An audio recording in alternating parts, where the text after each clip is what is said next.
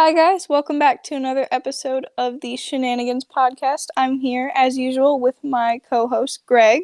Hello. And we're going to start off today with one of my favorite things in the entire world. I'm going to do an analysis for an album. It's called The Human Condition by Jon Bellion.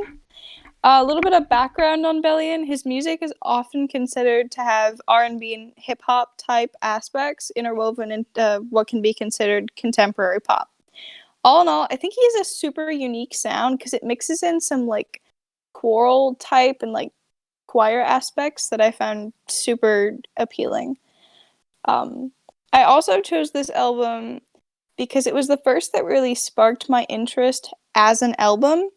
It made me realize that artists often design albums with micro songs for a macro purpose, and I haven't really looked at music the same way since. So, for the sake of time and my limited fangirling, I won't be talking about all the songs on the album, but I highly recommend that you guys go and check it out, and I hope you find some insight through it as well. So, track by track, it starts with He Is the Same and then goes to 80s films. But the first one I want to dive into is called All Time Low. So, in All Time Low, Bellion details the feeling of going from a quote unquote knight to a ghost or an apparent fall from grace. I think he does a brilliant job of describing how hitting just absolute rock bottom feels. Out of all the songs in the album, in my opinion, this one is the most likely to get stuck in your head. It has a lot of potential for radio play. It's got some pretty creative lyrics and is equally as awesome as the acoustic version. So the next one is New York Soul Part 2 and then Fashion. And finally, my next discussion point is Maybe I Don't Know. And this isn't spelled like all the way out, it's more like maybe IDK for reference.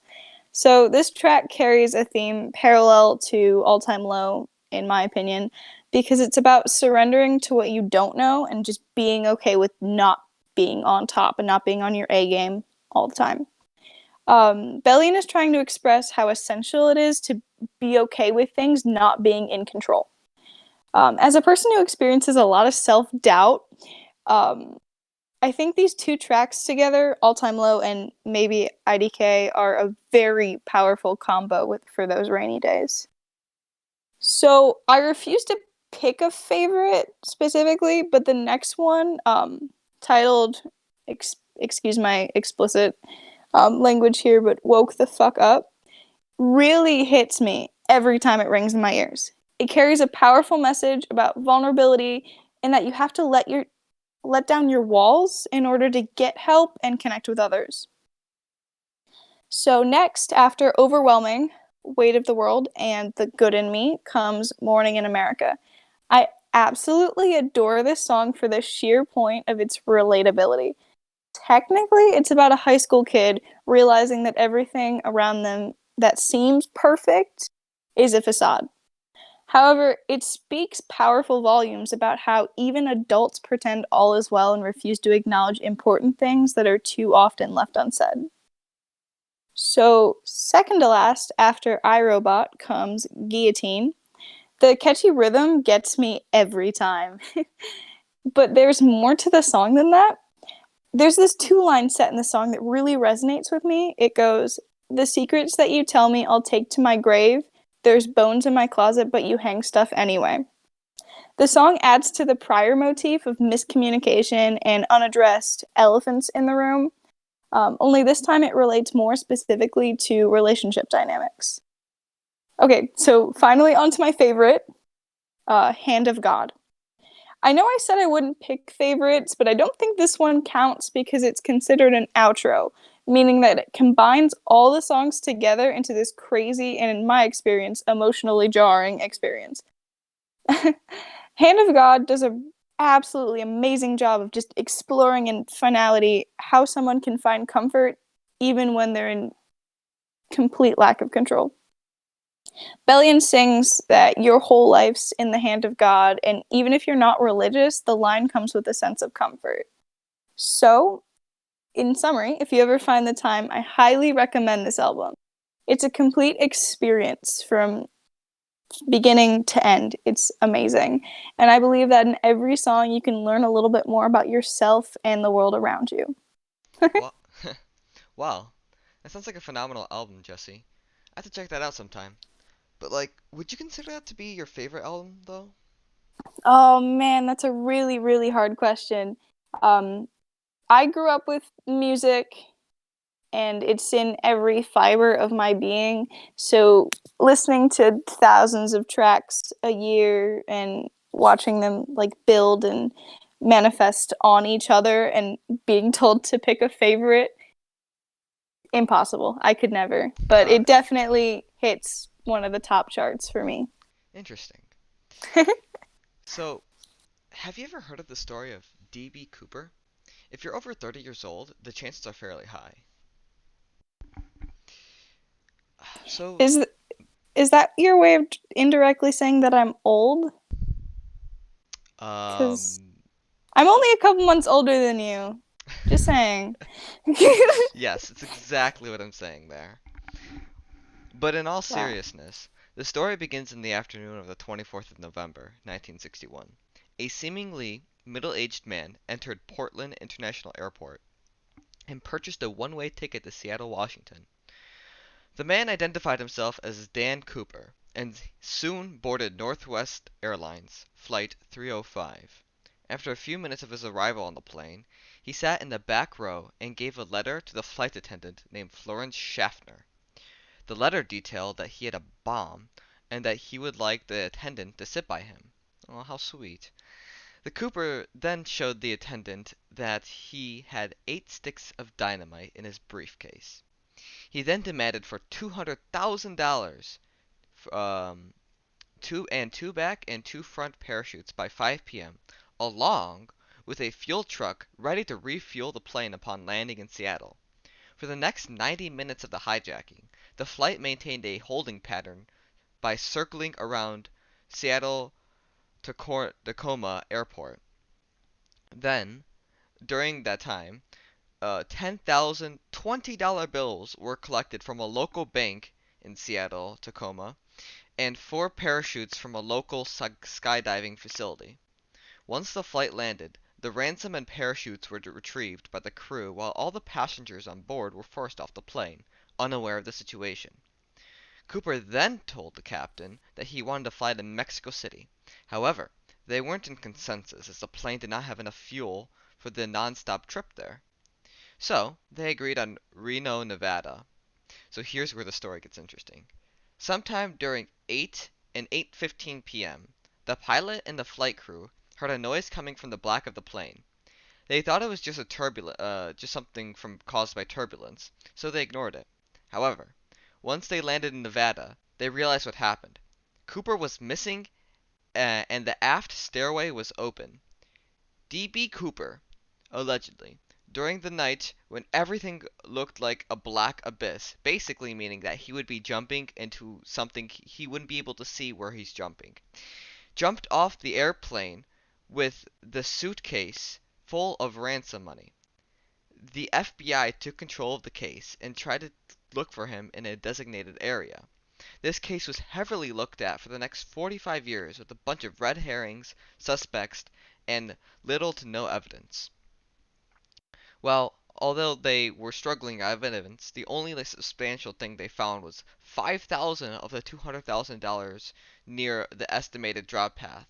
This is because at the local bank who gave them the money, actually had specific serial numbers on the dollar bills in a case of a ransom, which was really interesting. But nothing else was ever found. On July 8th, 2016, the FBI finally closed the case as no new evidence was found for quite some time. Okay, so if you had to guess, Greg, where do you think he went? Because in my personal opinion, I'd say that he went to Cali to go record some hip hop tracks, but that's just me. Well, well, that may be a possibility. I don't even know if he survived the drop. Actually, there was no evidence that said whether he survived or not. I mean, if I was DB Cooper, I would probably try to walk to a different country because I feel like if I was recognized in America and they were still looking for me, I mean, I'd probably go to the jail for the rest of my life. So I'd probably like hide either somewhere in the forest or walk out of America. But So, like mm, to Mexico or something? yeah, it's like Mexico Yeah. or because he wanted to go to Mexico City. So that makes the most sense. So the case still remains a mystery to this day, and it is considered one of the most iconic criminal cases in American history. Speaking of iconic, ever heard of the game Terraria? Heck yeah. Oh yeah. So me and a few of my friends, were looking for a new game to play together, as our group was exhausted from Minecraft and League of Legends. So one day, one of them brought up the game Terraria. I was hesitant at first, but once I learned of the expansiveness of the gameplay along with a plethora of possibilities, I was intrigued. We started the game around a month ago, and it has been a blast. We played in expert mode, and even then, the game was not hard to pick up on. The mechanics are easy to learn, while also be rewarding for its mastery. The gargantuan amount of armor sets and builds gave for a variety of experiences, and the bosses were one of a kind. Terraria is a sandbox game with infinite possibilities, kind of like Minecraft, but not really. Unlike Minecraft, you're forced to fight several bosses in order to progress the game further into the plot. These bosses have a variety of moves and unique character design that are memorable.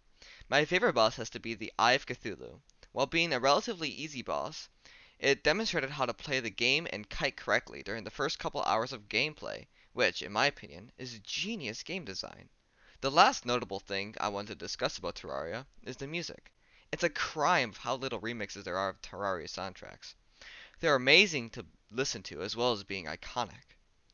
So, what are some of your favorites from the game soundtrack?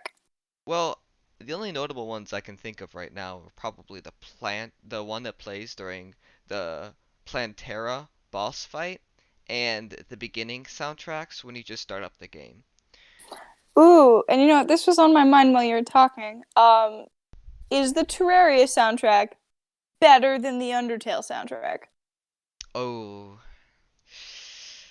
I love Undertale and I love Terraria. I really can't pick a favorite. Just like how you can't pick a favorite song out of that album, I can't pick a favorite between those two Now you soundtracks. see what I mean. I guess so, yeah. Back to the review. So the game took me and my friends a month to complete, with us beating the final boss just a week ago. I highly recommend checking out Terraria if you haven't already. It's an amazing game. Now, Jesse. Awesome. All right, so I know plugging a charity at the end of every episode isn't the most subtle thing in the world, but I have nothing but love for our positive takeaways, especially in hard times like these. I think they're a welcome addition to the podcast. It brings awareness to a charitable cause while also being entertaining. Oh, you just call me entertaining. That's so sweet. All right, so the charity we'll be covering today is called Forgotten Harvest. It's been around for over 30 years. It's based in the Metro Detroit area. So they have two main problems that they strive to solve. The first one being hunger and the second being waste. Specifically, their vision is to relieve hunger and prevent nutritious food waste.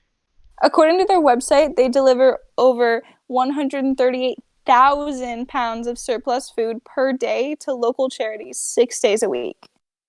This provides families in need with fresh and nutritious food free of charge. Wow, that's actually amazing. Right? And they do it all with this awesome vision in mind to create a world without hunger and with increased individual, neighborhood, economic, and environmental health. Well, I think that's the end of our third podcast. Thank you for listening. I hope you enjoyed it and have a great day.